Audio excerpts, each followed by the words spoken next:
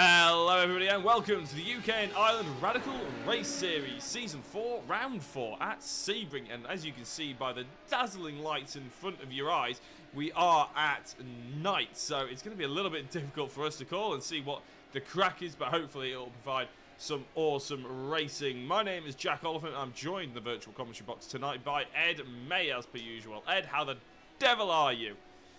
I'm doing very well and looking forward to seeing these cars at night at Sebring International Raceway. The sun has set, but you'll still be seeing the cars go through Sunset Bend, a very tricky corner that is one of the most iconic sections of this Sebring circuit, isn't it? The bumps, the way the track is just so difficult to navigate as well. The concrete, it means that the drivers have to drive this track a little bit different than they would most other conventional race circuits. You can see now, though, the drivers are getting out underway in qualifying. Simon Edwards, first driver on the track for us to watch now. And he's been having a relatively good run of form as of recently, hasn't he? He has indeed, but the reason why we're focusing on Simon Edwards is he's currently second in the championship. Now, I do have the championship standings. I don't have them in a visual sort of perspective, but I have them on my right-hand side, so I'm going to read them out. And as I said, the reason we're bringing in Simon Edwards, second in the championship, but right now and of today, the highest placed championship runner we have on the circuit. We don't have John McHutchinson, who has, of course, taken I think 2 out of the 3 wins. In fact, yeah, it is 2 out of the 3 wins. Simon Edwards took the win last time out, I remember, at Spa. So he's currently sitting in second. So John McHutchinson has 115 points. He did warn us that he wouldn't be able to make every round, and this is obviously the round he's not going to be able to make, plus a few others. Simon Edwards is 103 points, and if my maths isn't mistaken, that's a gap of 12 points, which Simon Edwards should realistically make up in this race alone. Dominic Lang-Webb, he's in third with 80 points. Mike Busson in fourth with 78, so very close to finishing off that podium. Paul Crabb is rounding out the top 5 with 70 points as well. I'll read you out the top 10. Dan Webster, Darrell Taylor, Martin Booker, Graham Brown, and Patrick Charlton are your top 10. So those are the drivers that maybe wanting to keep an eye on. And as I said, we've been mentioning Simon Edwards. A bit of momentum is so key into these championships, Ed, isn't it? And the fact that John McHutchinson isn't here is going to really play into his hands in terms of the sort of confidence he's taking into tonight. Yeah, we've seen it a lot in various other championships. If drivers aren't able to make every round, or they maybe lose a little bit of that momentum, when they do come back, they're a little bit off the pace, and that's definitely something that John McHutchinson is going to have to be wary of. He's going to have to hit the ground running when he returns. I'll look at the times going through, though. This is the first flying lap, isn't it, for Simon Edwards? Tyres will be cool as he comes now through turn number 2 and all the way down through Gurney Bend into the hairpin. Getting into 5th gear before having to slam it all the way back down up into 6th, actually just before going down through the gears. 2nd gear, trying to keep it nice and low in the revs to keep the car stable.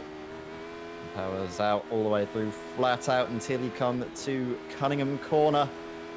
Again, these cars, you have to avoid the curbs a little bit, especially on these inside right-handers, because they're so high up and can really unsettle cars as well as stiff and as low down as these radicals.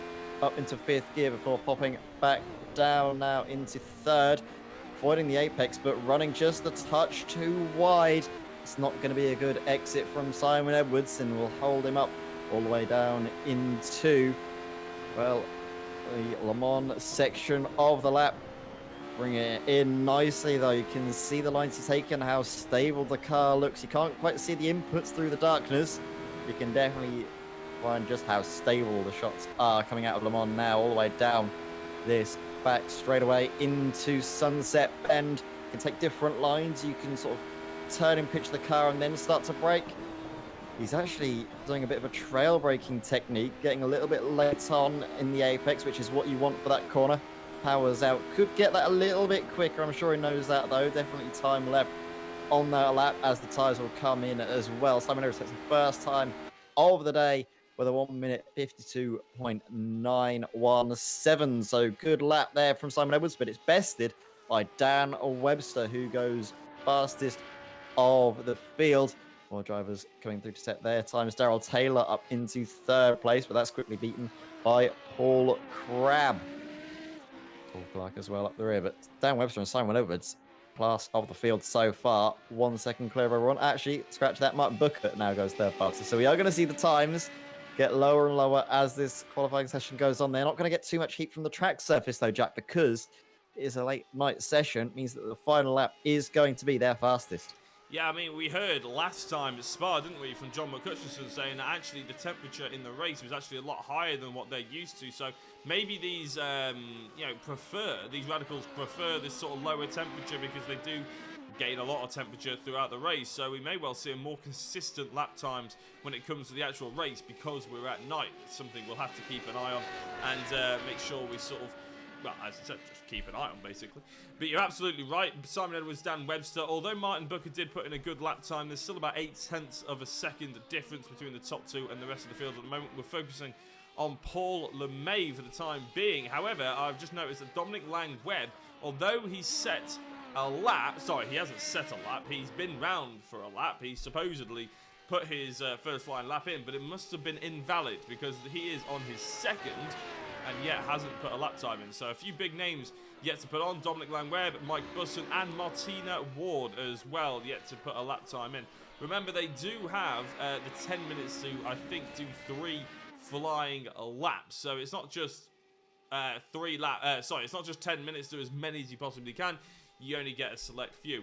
Simon Edwards, a 152.5, and there we go. Dan Webster, 152.196, 0.3 of a second quicker than Simon Edwards. Martin Booker is now 1.2 seconds down the road. But we're going to be keeping an eye on Dominic Lang-Webb because there's green sectors all the way through as more drivers starting to put flying laps in. Paul Clark goes into 4th place. Dominic Lang-Webb, there we go, goes straight into 3rd. So Dominic has come in and joined the party, but not before Martin Booker puts him out. Oh, look at Chris Bassett setting an identical lap time to, believe that to be Daryl Taylor just up ahead. So identical because Daryl Taylor set his lap time just a little bit earlier. He takes that 9th place, but you'd expect the lap times to get a little bit quicker as they are on to their 3rd and final lap. Dan Webster and Simon Edwards all have been trading times so far at the sharp end of the field. So those are ones to watch as well. Eyes on Simon, but also Dan and even maybe Martin Booker if he can pull it all together. His sectors have been looking good, but it's all about stringing it together. Dan Webster, though, purple sector 1, purple sector 2, through sector 3, purple as well. So this could be a very good lap time coming through from Dan Webster to try and seal the deal for pole position. Yeah, I'm just looking as well. I think Paul Crabb's had a purple sector, so purple sector 5 for Paul Crabb. There were 6 sectors, so even Paul Crabb, he's down in 6th place. Might have potential in a race. You never know, to pull some moves because there are plenty of overtaking opportunities here, and we're very much excited to see how the Radicals get on. Oh, a little bit of a snake at the back end there from Simon Edwards. Is that going to cost him a little bit of time? Bit of a shake as well as he's coming out the corner. He's sending everything through this car. He knows it. Yeah, and he knows. Oh, he's still 2.5 tenths off Dan Webster, who's just come across the line. Needlessly improved, potentially, because he's now gone with 151.965. Stunningly quick from him. Martin Booker, what can he manage? Dominic Lang-Webb's about to come across the line, but there's no purple sectors set by either Martin or Dominic Lang-Webb, but Paul Crabb. Oh, and Martin Booker goes off, so it's not going to be him. Dominic Lang-Webb goes into 4th place, but look at Paul Crabb. 2 purple sectors, sector 5 and sector 7, which I didn't even know existed, puts him into 2nd. Right at the end, Paul Crabb is very strong on the bits of the track where it counts, it seems. That's where most of the overtaking manoeuvres are to be made, going into those final few corners and into Sunset Bend. So keep your eyes open for Paul Crabb in the race. Richard Brown, currently 7th fastest. Good effort from the number 3. Usually we tend to use the drivers' liveries and car numbers to try and figure out who is who, but it's not so easy for us now because, well, all you can really see is they flash their headlights and occasionally a little bit of shiny green chrome if you're looking at Ray Peasley. Yeah, it is going to be a bit of a tough ask, isn't it? We're going to have to basically go off the timing tower on the left-hand side of the screen as Martina Ward puts her first lap time in, actually. Even though we're 9 minutes in, that is Martina's first, and I fear only lap times you're going to be able to put in, because of 1:55 and there's less than 50 seconds to go now. So Martina Ward will probably be starting 19th unless Ray Peasley puts her down to 20th. Comes across the line, not good enough to beat Martina Ward. So Ray will be starting from dead last.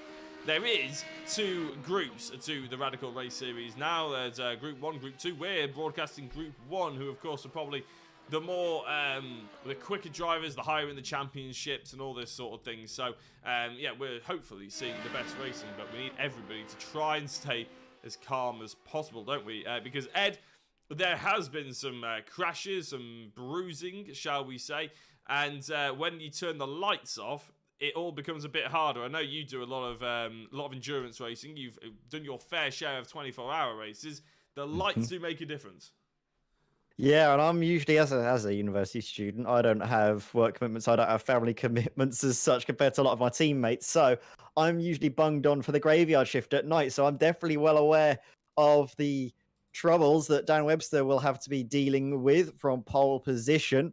Maybe not from pole position. That's maybe not my expertise, but that's where Dan Webster will be starting, with Paul Crabb right in behind him. He'll be hungry to get race victory, of course, ahead of Simon Edwards and Dominic Lang-Webb making up the second row. Martin Booker will be starting 5th, ahead of Paul LeMay, with Richard Brown 7th, Graham Brown 8th, Darrell Taylor 9th, and Paul Clark rounding out the top 10 with Stuart Mathers and Chris Bassett on the 6th row of the grid, 11th and 12th.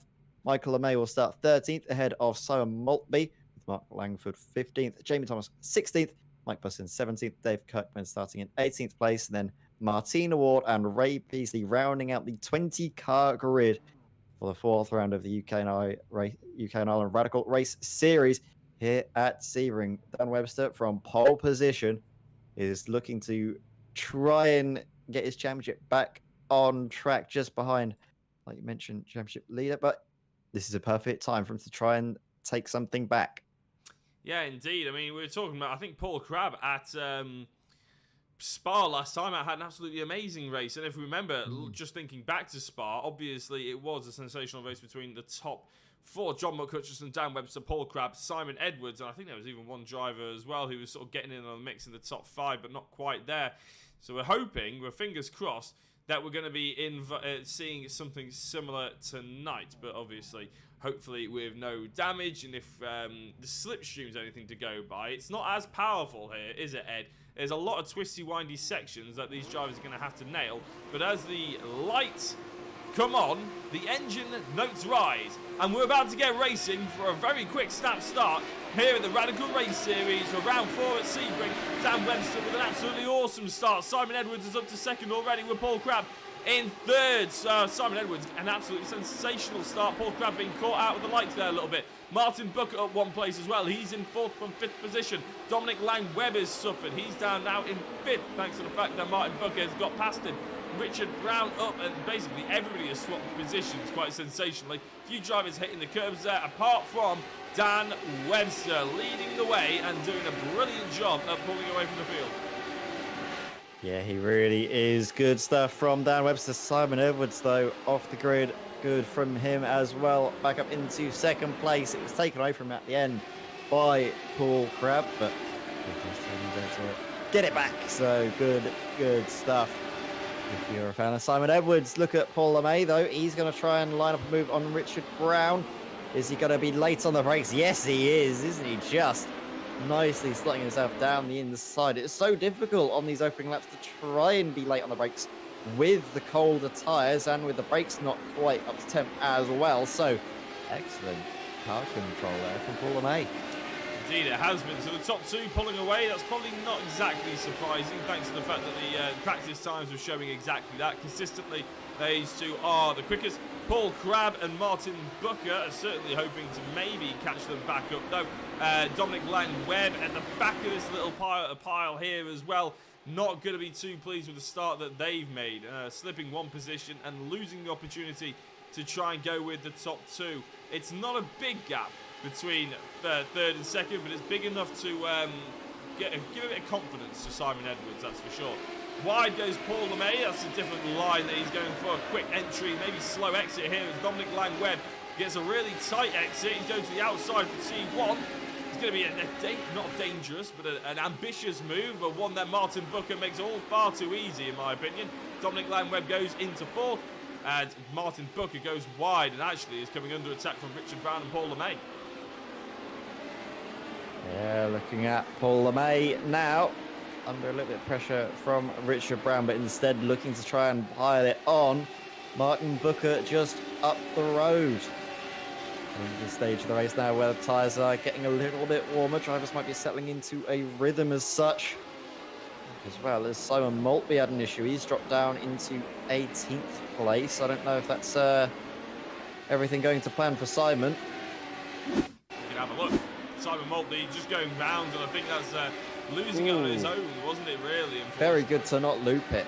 Very good to not loop it all the way around. He was locking onto the brakes, keeping the trajectory of the car stable, getting well out of the way as well, so he wasn't collected. So even though Simon Maltby has lost out on a few positions, he hasn't really suffered any damage, and he's likely to try and make those back because he is quite a quick driver. He is indeed. He's got Michael LeMay and Stuart Mathers around him as well. Martino Ward has moved up about 3 or 4 positions. In fact, there we go, just up to 16th actually, as we were just talking about it. But of course, we're looking at Jamie Thomas at the moment, and Darrell Taylor, Mike Busson, all getting very nicely close together. And we were talking, well, we're just about to start talking about it before the lights came on, Ed, with the sort of dark scenario that these drivers are in, and obviously Sebring is a very twisty track. We don't have loads of just pure flat out straight sections. Ironically, we are on one, but the majority of this track is chicanes effectively.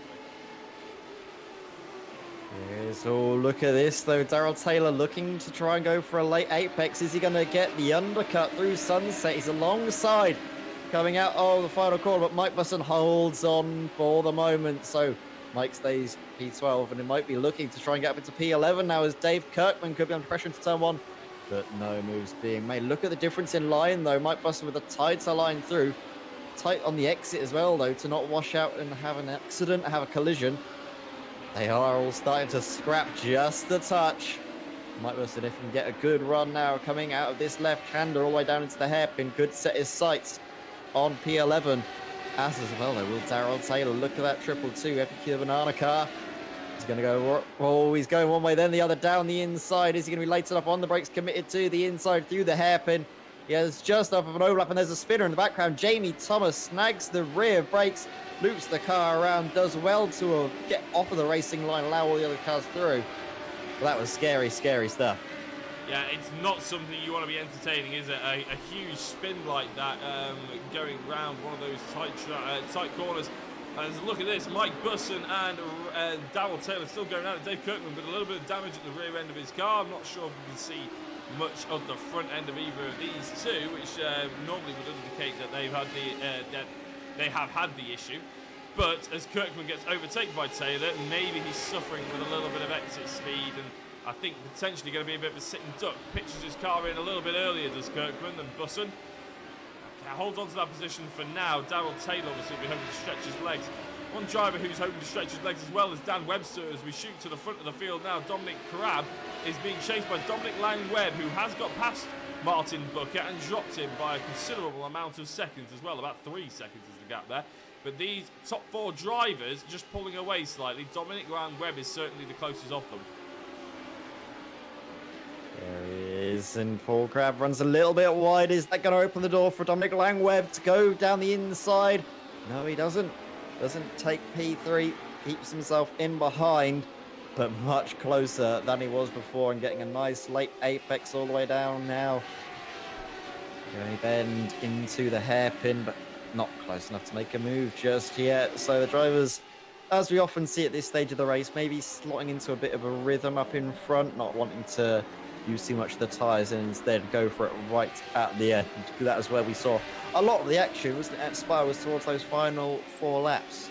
Yeah, we almost saw massive crashes, to be honest, didn't we, right at the end, but there was good sportsmanship between the drivers, meaning that they sort of came off the throttle a little bit and made sure they didn't turn each other around, X, Y, Z, all lots of nice, friendly racing, and I'm not entirely sure why the graphics have suddenly disappeared from everyone. So I'll tell you what, Ed, why don't you talk us through what's happening between Graham Brown and Chris Bassett whilst I try and figure out what's just happened.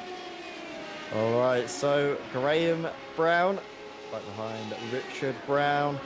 This is a battle for P6 coming now through the Le Mans section. Oh, there we go. Get We a got good the graphics exit back. out of here. We've got the graphics back. If we can get a good exit out of here, he's set up primely for a run into Sunset Bend. And you know what? He gets a good apex, gets a good drive out of the corner. You can see he's closing into the rear bumper and might line up a late lunge down the inside into Sunset. He's going to go for it. Looks there, but backs out at the end. You can just see as well how they suffer the bump. You can see just how bad it is in these very stiff setup radicals. They are not the easiest cars to drive through Sunset Bend. Graham Brown has to use a lot of car control to keep it on the straight and narrow. And in the background, Paul Clark is actually looking to try and get up ahead of Chris Bassett, but there's no way through for the moment through turn one. Loses out slightly, and then we come to Simon Motby and Mark Langford. Battle for P14, but once more no moves seemingly lining up through turn one. Now, T1 doesn't seem to be the favourite position to be gaining or losing any positions at the moment, does it? Although Darrell Taylor just getting past Jamie Thomas. I'm not sure Darrell Taylor went off track. Trying to have a look at it now. So Darrell Taylor, this is he just snapped, didn't he, after touching the grass on the outside? And as you said, these are just out the wall. Yeah, just out the wall. But these are extremely high-sprung machines, aren't they? They don't take kindly to any kind of lump and bump. And Sebring has plenty of both. So they really need to be very careful. And through Sunset, it was actually they're almost just coasting through there, weren't they? Because that's when the car is most neutral. You're not putting any input in with acceleration or braking. They're just coasting through there to try and make sure they stick to the ground as much as possible, and the car is as predictable as possible. So we may not see loads of overtakes going into Sunset or even out of it, but we certainly are seeing a lot of good car control. Oh, yeah, definitely. Car drivers have to be at their absolute A game. There's a little bit of damage done actually to the rear of Dave Kirkman's car, which could be affecting him through maybe some of the high-speed corners with the rear downforce lacking just a touch. And he's going to go very defensive immediately. There's a spinner in the background. I think that's Mark Langford, but we'll focus on this fight between Dave Kirkman, Ray Peasley and Simon Maltby. Dave Kirkman just getting through. And actually, no, that was Mike Busson just getting through. Dave Kirkman losing out on this occasion. That rear damage might be affecting him a little bit. I thought there was going to be a coming together. They're so close, wheel to wheel into the first corner. Ray Beasley has the drive, but can't get the run through turn one. So for the moment, Dave Kirkman will hold on. But again, that damage is slowing him up. And the rear of the car is twitchy. He's going to be losing out, I think, sooner rather than later to Ray Beasley. Yeah, I think Kirkman is suffering badly, isn't he, with that damage on board. We will probably go and have a look at what happened to Mark Langford in a second, but obviously we want to try and see how this progresses as they go down into the hairpins. Kirkman versus Peasley.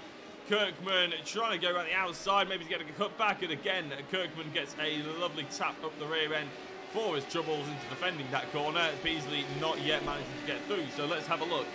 See what happens to Mark Langford going onto the back straight here. Doesn't look anything too dramatic. He just touches the outside, doesn't he, Ed? And he just runs too wide. He gets on the grass and it spits him into a big concrete wall. And those virtual spectators will be loving watching that.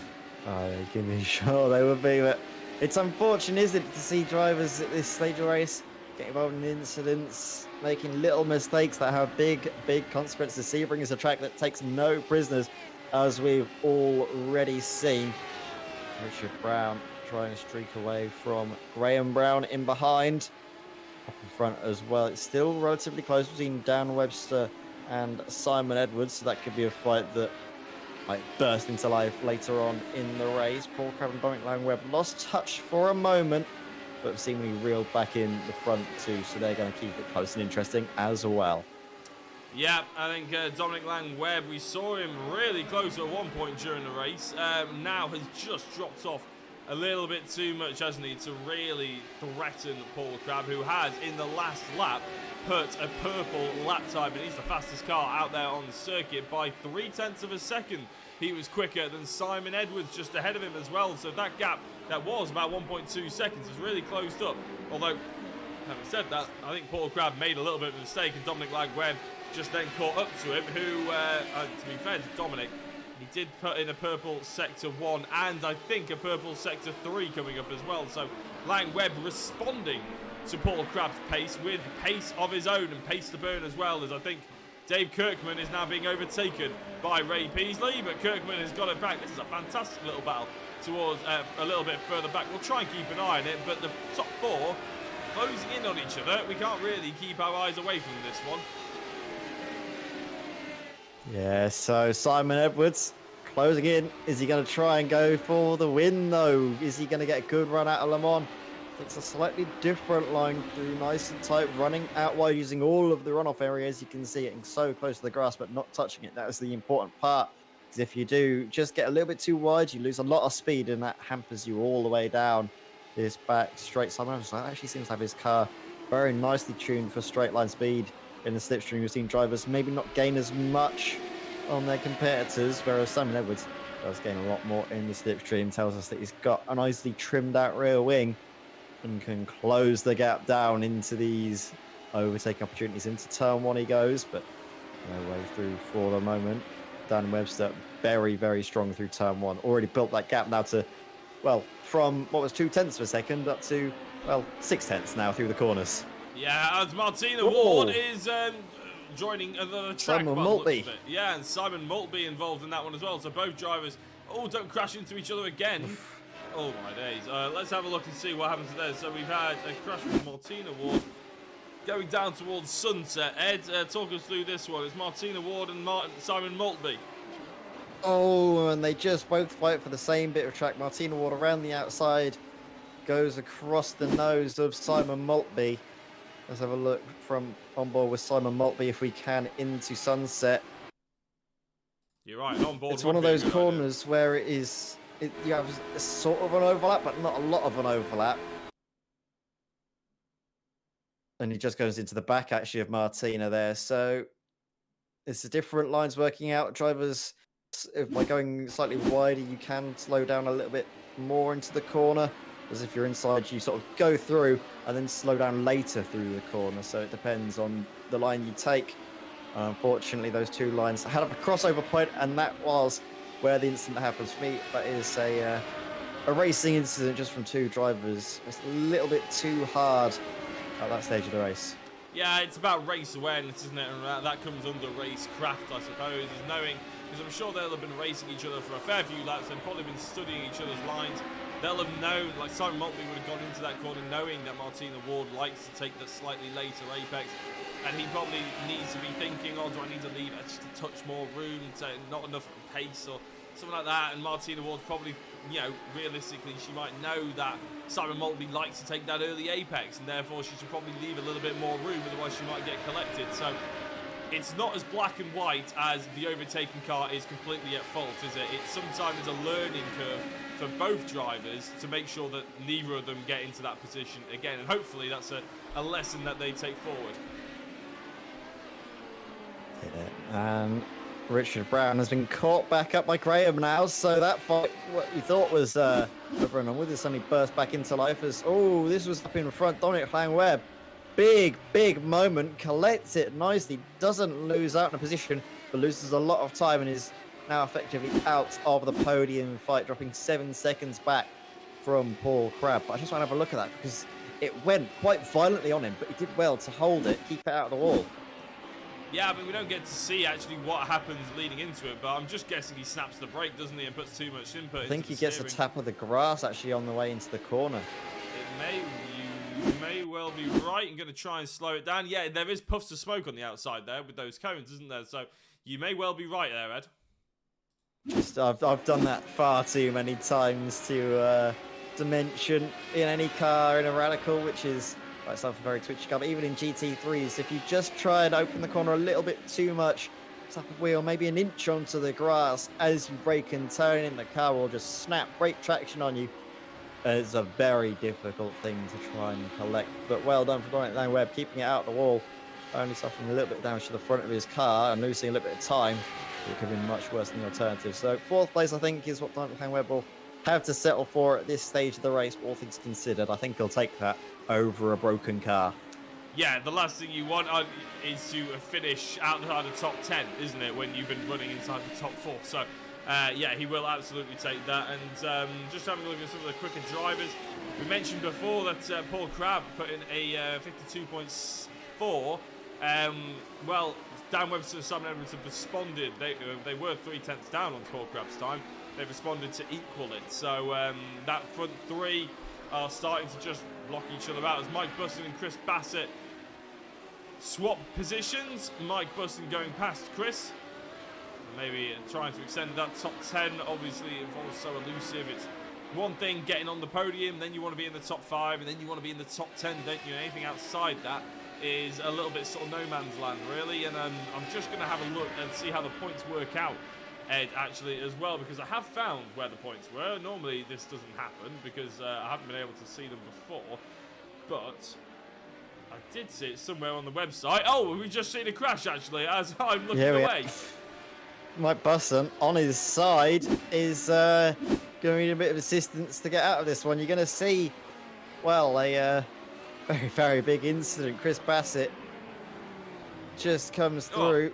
Nothing he can really do. You're going to see on board that there isn't really anything he can do to try and take evasive action when it happens. That, like, you can see it in front of him, and he chooses to go to the inside, thinking that the car is going to just spin outwards. So here we go. That's Mike Busson. Car spins in front, and you never know what the car's going to do. If he holds the brakes, the car is going to go to the outside. So he gambles on the inside, realizes there's going to be contact, slams on the anchors, but it's far too late, and Mike Busson ends up on his side.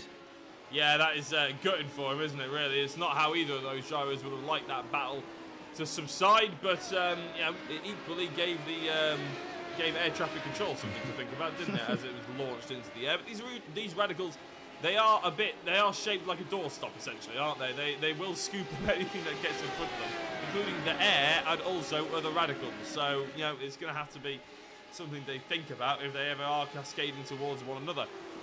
Kirkman seems to be struggling a little bit. He's conceding more places this time to Michael LeMay and Darrell Taylor, who, remember, is recovering after a spin, I believe. So Dave Kirkman just falling back, and as soon as you get damage, Ed, it can get very difficult, can't it?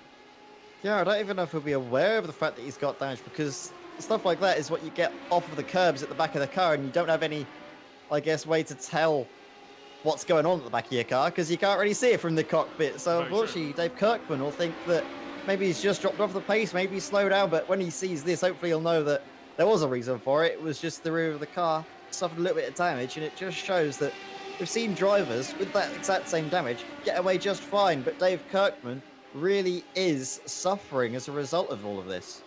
He is indeed, and I am keeping an eye on the gap between Simon Edwards and Paul Crabb as well. Don't worry, but this little battle here is starting to heat up as there's a huge snap there for Darrell Taylor, and Dave Kirkman does get back past through.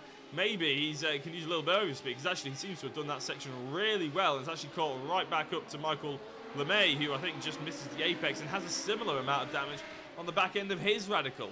So it's almost the battle of the wounded here, isn't it? They're trying to get the better of each other. Whose car is more damaged? Whose car is less damaged in certain areas? I think it's Dave. One's got the better frontline speed, and another one's got better through the corners. It's all a bit of a cat and mouse situation. Yeah, I still think it's Dave Kirkman with just a little bit too much in the damage area compared to Michael May just up in front. But Darrell Taylor, that was unfortunate for him because he had such a good run coming out of the chicane, not the chicane, the hairpin rather, but wasn't able to capitalise on it. Got caught up in behind Michael May, had to slam on the anchors, and that was just how he lost the position. We're going to see this as well. He actually runs off the circuit there, but unfortunately for Darrell Taylor, he's able to at least hold on ahead of Ray Peasley, so not too bad in terms of this is gone. But now Darrell Taylor closing in. We saw him earlier on in the race have a big moment, collect the car, kept it out of the wall, and it's all been about damage limitation from now on. Can he get 11th place from Michael LeMay? Certainly looking like he has the pace to do so. But catching's one thing, passing is something else here at Sebring, as we've seen all night. It's not the easiest track to make a passing move in these radicals, it seems. Absolutely not, but we have seen Darrell Taylor already get through Kirkman, haven't we? Not but a lap of go, so he definitely has the pace, he definitely has the racecraft, he just needs to show it off once again. As he looked up the inside into the hairpin, it wasn't happening. Kirkman didn't even flinch going into there, did he? He knew full well that Taylor wasn't having the pace or the speed just yet. He can survive yet one more, maybe, corner, but they're having to count the corners down, aren't they, now? Because we are on the penultimate lap of the race. 12 out of 13 gone this time round as soon as Dan Webster crosses a line, which is going to be quite soon as well, by the way. He's about to go through Sunset Corner. It's going to throw the white flag out there, so they'll know, these drivers, that as soon as the white flag comes out, one, Kirkman's going to have to defend, and two, Taylor's going to have to definitely start attacking. Yep, so Dan Webster comes across the line, is greeted by the white flag. It means that him and the 1.2 second advantage is something he's going to have to hold on for this final turn of the Sebring circuit. There's Dave Kirkman. He'll be trying to hold on for as long as he can, and with Darrell Taylor running a little bit wide, that means Dave will live to fight another lap. Going through Sunset Bend, won't be worrying about being challenged, could instead maybe look to try and get something up on Michael LeMay. Looks to the inside, they're going to start to squabble, and there's contact between the pair of them. Somehow neither one spins around, and look at this, Dave Kirkman. Oh, they're going to go through wide. Darrell Taylor down the inside. Look at how close they are, squeezing each other all the way through into turn one. Darrell Taylor, is he going to take both positions? He will. No, he isn't. Dave Kirkman around the outside. Can he hold on? Can he take back 11th place? He's going to have a nose in front now into turn two. But once more, they keep it side by side, two abreast. Oh, Dave Kirkman getting his car just ahead. Ray Paisley fancies a piece of the battle as well. Oh my word, like we were saying, this race has just erupted into life in these final moments. Yeah, I feel like shouting Diagon Alley because fire has just erupted around me here. It's absolutely sensational. And we've only got a quarter of the lap to go as well. Dan Webster is nearly nearing the finish line. We will have to focus on him as he crosses the finish line, but I don't know if we can really wrench our eyes away. Of course, we will have to, because we've hardly featured Dan Webster here tonight. It's only fair that we give him his due. And to be fair, as these cars, I was about to say, have just given themselves a gap, I was going to focus on him as I think LeMay goes through on Taylor, and I'm going to have to focus on Dan Webster. Apologies. He comes across the line, and just like Mike Ashley's tenure at Newcastle United, it's all over for Dan Webster. He takes the race victory. Simon Edwards in second, Paul Crabb in third, but we've still got to focus on this battle. It's Kirkman, LeMay, Taylor, then Paisley at the moment. Kirkman, with that damaged car, is doing sensationally well to hold on to top 12. Darrell Taylor has got his nose right where he wants it, and that's at the gearbox of Michael LeMay. Cracking run this from Darrell Taylor, but tell you what, Dave Kirkman will be very happy to see all the squabbling behind. He's going to somehow be able to take P11 after all that damage he sustained and get shuffled back through the pack, but in through the final corner. Sunset Bend for the last time this night. Can Darrell Taylor get an undercut? No, there's a little bit of contact and the two of them spin around. Darrell Taylor slows right down. Good sportsmanlike driving, allowing Michael LeMay back past. It's not the way they wanted that fight to go. Ray Paisley will be happy though, getting another couple positions just for free. Also, actually, Martina Ward nearly took Darrell Taylor at the line. That was closer than it needs to have been. 10th of a second, separate pair of them. Martina Ward does come through into 15th place, so a good race from herself as well. But Dan Webster, well, he's going to be a lot happier at the end of this race, maybe than Mike Ashley's tenure at Newcastle United, because he's got something to cheer about. He's got a victory. He's got something to smile about. Yeah, I was going to say, I'd rather have the 300 million that Mike Ashley's just pocketed, actually. But still, I think he will be pretty pleased. We can bring you at the confirmed race results, which could confirm that Dan Webster takes that all-important first place, and all the points go his way. Simon Edwards won't be too bothered about that, though, because his main championship rival, John McCutcheon, obviously isn't here tonight. Dan Webster is a little bit further down. He's in 6th place in the championship. So Simon Edwards, realistically, has extended his championship lead with that 2nd place. Paul Crabb, has taken the championship lead, I should say, with that 2nd place. Paul Crabb is in third, and also I think he's done well in the championship as well, thanks to it. Dominic Lang-Webb ends up fourth place after that spin, really put him out of contention for the top 3. Paul LeMay was in rounding out the top 5 with Richard Brown, Graham Brown in 6th and 7th. 8th was Paul Clark. Martin Booker ended up in 9th with Chris Bassett in 10th. Dave Kirkman with that 11th place. Ray Peasley took advantage of Michael LeMay and Darrell Taylor hitting each other. He comes home in 12th. Michael LeMay in 13th after being let back past by Darrell Taylor. Then Martina Ward is apparently showing up as taking 14th position over Darrell Taylor. Sometimes that can get a little bit messy, but we'll just go with the fact that Martina got 14th ahead of Darrell Taylor, who ended up slowing down on the line. He came home in 15th. Simon Maltby was a full minute back. He was 16th with Mike Busson, ended up 1 lap down in 17th, and Stuart Mathers ended up 5 laps down in 18th position. And I think that is... No, it's not all she wrote, because we've got 2 other drivers, neither of them scoring any points, but Mark Langford 6 laps down and Jamie Thomas 9 laps down in the end, and only a 13-lap race, which means Jamie Thomas really didn't have a good run of things. So, Ed, is basically all she wrote in terms of the race. I think we potentially may have 1 or 2 drivers jumping in. In fact, we do. So why don't you have a chat with Dan Webster, our Race 1 victor. Yeah, Dan Webster joins us in the cars box, and the hard work seems to have been done in qualifying, able to take pole position and then just holding on at the front. That was a good race from you, good commanding drive, and means that your championship is on a good turn of points now. Yeah, finally. I've had a terrible run so far this season. I've had loads of awful races. So yeah, happy with that. The reason why I wanted to highlight the fact that your championship's getting back on track is, like you mentioned, the previous races haven't been necessarily so great, but you're seeming to find your feet again. And has there been maybe a little bit in the off season that's upset with the balance of the car, or is it just a bit of poor luck? No, I just haven't practiced enough, to be honest with you. The guys at the front are incredibly quick, and if I put enough time in, I can keep up with them, and if I don't, I can't. So just need to practice more. Well, fair enough. They do say practice makes perfect. Hopefully, we see you out there back at the front next time out. But about that race, you were really the driver to beat here at Sebring. Is this a track that you've just gelled with? Yeah, I do go well round here, and I really like the circuit, but I wish they'd resurface it. But yeah, it's a good track, and I always seem to have decent speed round here, so I do enjoy it. I think you and the spines of every driver that's ever raced that circuit in real life will agree for you. Cause it's Sunset Bend. What a corner that is! It's great, but oh my word, it's tricky. Just talk us through, like, as a driver, what you have to do to get the car to stick and not kill you at every turn. There's certainly a few corners where you need to be patient, especially that final corner. I forget the name of it, but Sunset Bend, I think. Yeah, there's a horrible bump halfway through, right at the point where I'd really like to be on full throttle, but you can't. So yeah, it's a tricky circuit. It's very hard to keep your concentration and not make any mistakes. Yeah, it's basically right on the apex. I know the bump. I think everyone knows the bump. It's notorious at Sebring, but you've conquered the circuit. You've came out on top, so you must be very chuffed with that race victory. Is there anywhere you'd like to shout out as a result?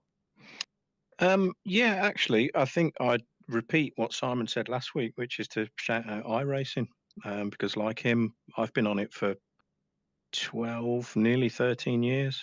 I've had just about every racing sim since Revs on the Commodore 64, and iRacing is the only one that keeps me engaged. It's the only one I come back to. It's really good. Cracking stuff, Dan. I'm the same. As soon as I got bit by the iRacing bug, I've never looked back. It's a great track, and brilliant to see you enjoying yourself as well. But thank you, Dan, for joining us. Congratulations on your race victory, and best of luck for next week. Thank you very much. See you next week. So, Jack, as Dan Webster exits the comms box, I'll let you have a word with second place finisher Simon Edwards. Yeah, Simon, without sounding like I'm trying to put a downer on it, you've had to settle for second place again, haven't you? Normally it's behind John McCutcheon.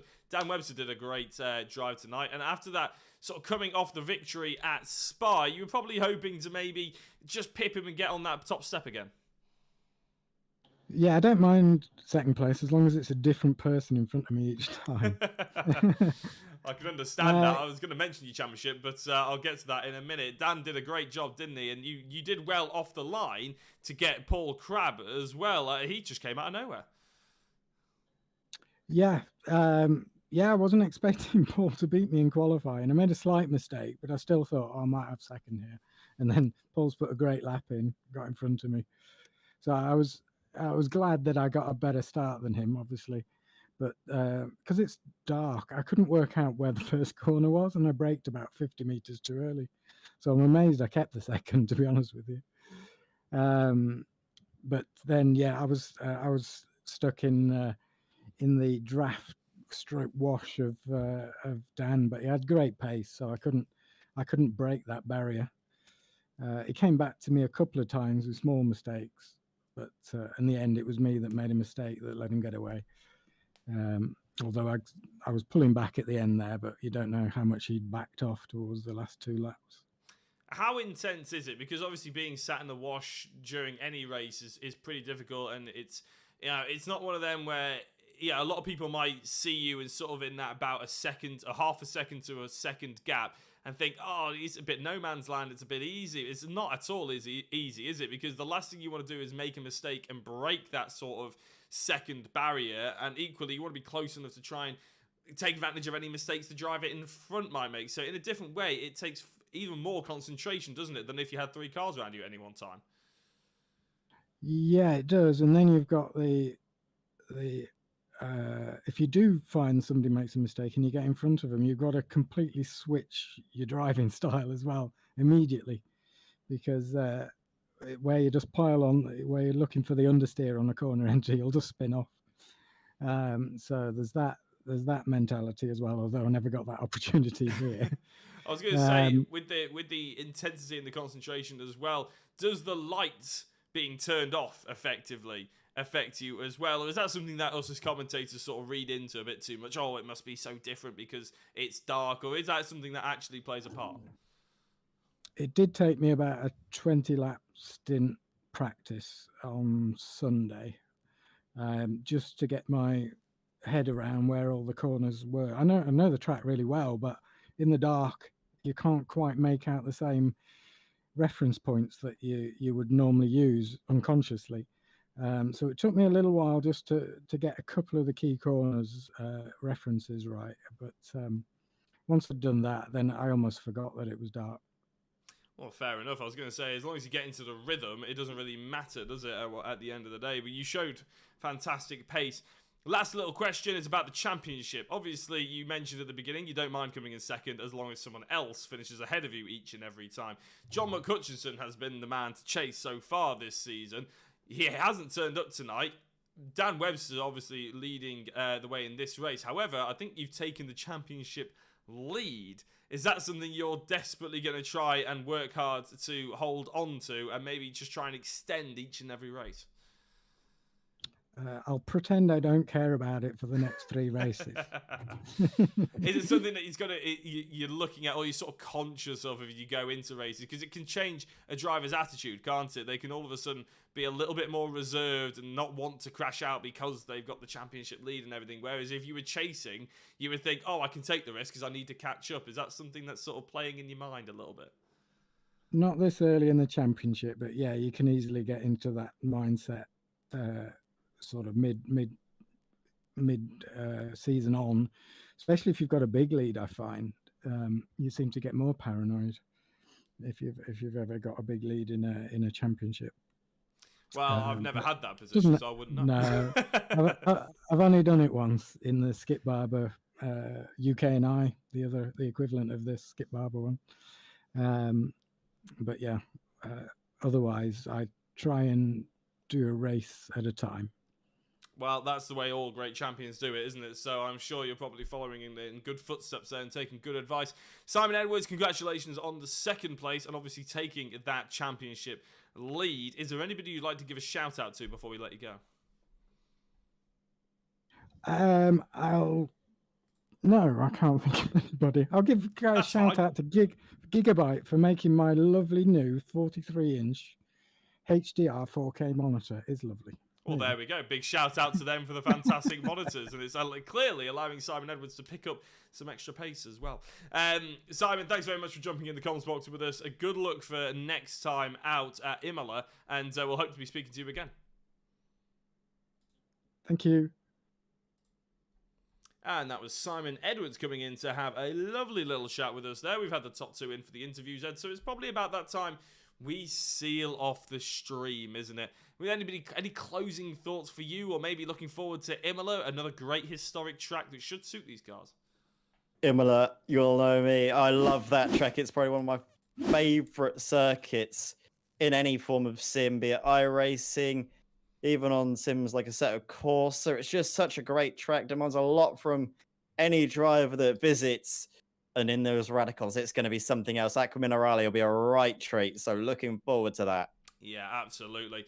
So if you've been here and you're still here watching, thank you very much for tuning in. Whether you've commented or liked or subscribed or anything you've done, it's been a brilliant hosting you this evening.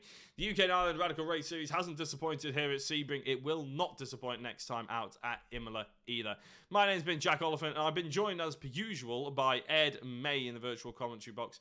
We'll see you all next week on Absolute Sim Racing for more UK and Ireland Radical Racing. See you later and good night.